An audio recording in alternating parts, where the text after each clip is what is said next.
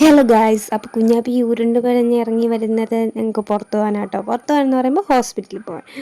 ഹോസ്പിറ്റലിൽ പോകണത് എന്തിനാണെന്ന് വെച്ചാൽ കുഞ്ഞാപ്പിയുടെ അച്ഛൻ ഒന്ന് ഉരുണ്ട് വീണ് ജസ്റ്റ് കാലൊന്നു ചെറുതായിട്ടൊന്ന് മുറിഞ്ഞിട്ടുണ്ട്. അപ്പോൾ അതൊന്ന് ഡ്രസ്സ് ചെയ്യാൻ പോകുന്നതാണ് കേട്ടോ. അവൾ ടാറ്റയൊക്കെ തന്ന് ആണ് ഞങ്ങൾ പോകുന്നത്. പിന്നെ ഇപ്പം അവിടെ ചെല്ലുമ്പോഴത്തേനും കുഞ്ഞാപ്പി ഉറങ്ങിപ്പോയിട്ട് ആൾക്ക് നേരെ നിൽക്കത്തില്ല. എന്നാവട്ട് അവിടെ പിള്ളേരൊക്കെ കളിക്കുന്ന കാണുമ്പോട്ട് കളിക്കുകയും വേണം, എന്നാവട്ടെ ഉറങ്ങി വീഴുക. അതാട്ടോ ഇത്. അവളിങ്ങനെ നേരെ നിൽക്കാൻ നോക്കുമ്പോൾ ഒരു വണ്ടിയല്ലേ പോകുന്നത്. അപ്പം വണ്ടിയെ നോക്കി അങ്ങ് വീണു.